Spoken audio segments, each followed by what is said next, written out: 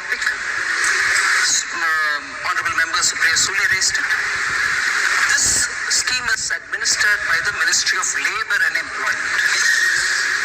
And Finance Ministry.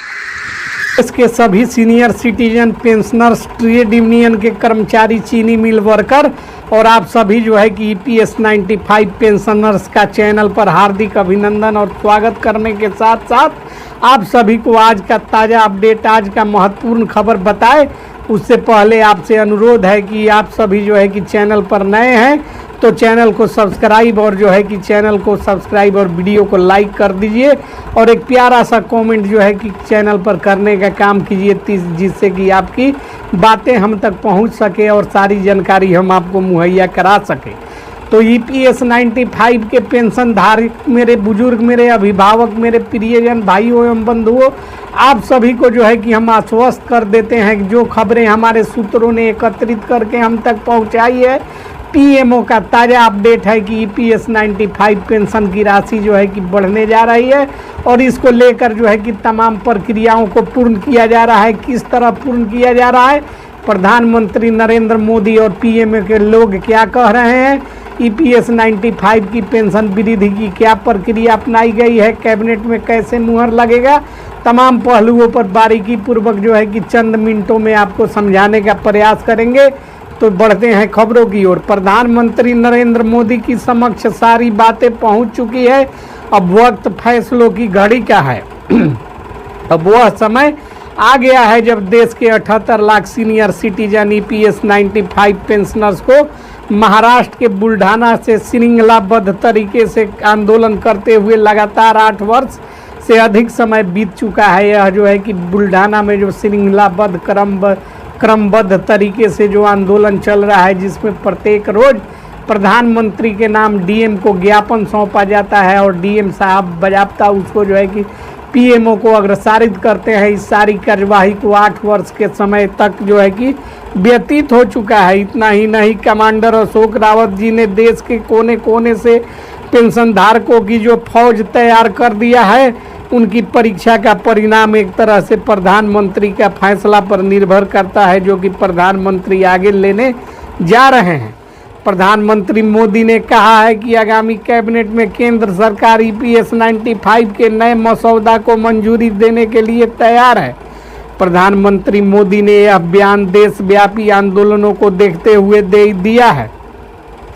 विशेषज्ञों की राय है कि प्रधानमंत्री को कुछ अधिकारियों ने सलाह दिया है कि EPS 95 पेंशनर्स सर्वोच्च न्यायालय सहित विपक्षी पार्टियां भी इनके पक्ष में आ खड़ी हुई है। आम जनता का जनसमूह है जो कि पेंशनरों के पक्ष में खड़ा हो गया है।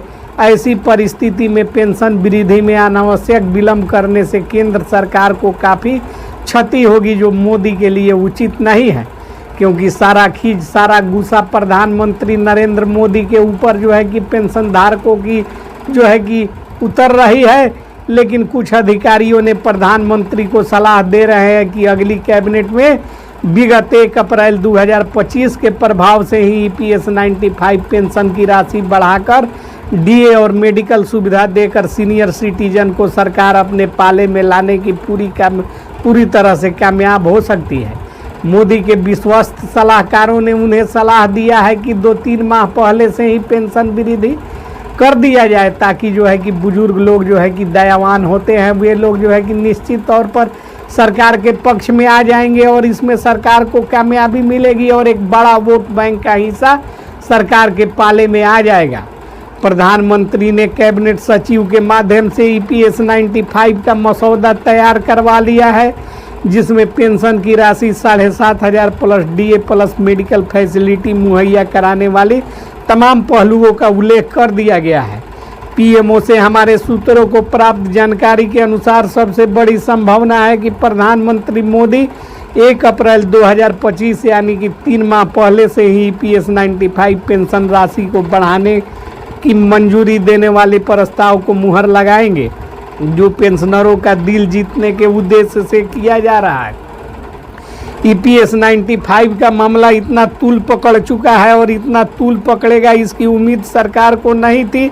चारों तरफ इसी का चर्चा हो रहा है। इसलिए प्रधानमंत्री मोदी ने इसका हल निकाला है कि 1 अप्रैल 2025 के प्रभाव से EPS 95 की राशि 7500 प्लस DA मेडिकल फैसिलिटी के प्रस्ताव को आगामी कैबिनेट में जो है कि पारित किया जाए और जो है कि अब मामले में तनिक भी विलंब सरकार को गवारा नहीं है। इसलिए सरकार अधिकारियों को जो है कि अलर्ट मोड पर रखे हुआ है।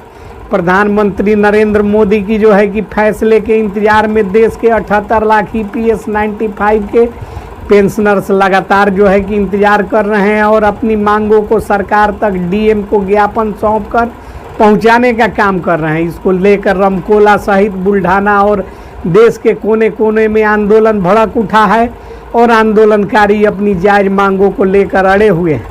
सरकार को सर्वोच्च न्यायालय ने जो है कि फटकार लगाई है और सर्वोच्च न्यायालय ने स्पष्ट रूप से सरकार को कह दिया है कि EPS 95 पेंशन वृद्धि में विलंब किया जाना सरकार के द्वारा पेंशनरों के मांग में और वृद्धि में अड़ांगा लगाया जाना ही माना जाएगा।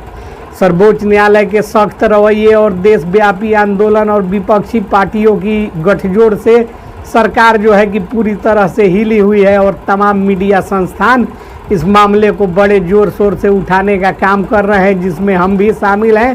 तो एक प्यारा सा कमेंट चैनल पर करके अपने विचार व्यक्त कीजिए और वीडियो को लाइक और शेयर जरूर कीजिए ताकि देश के कोने कोने में व्यापित पेंशनरों के पास वीडियो पहुंचे और सरकार तक आपकी मांगों को जो है कि जायज़ तरीके से पहुंचाने में हमें कामयाबी मिले। तो जय हिंद, जय भारत।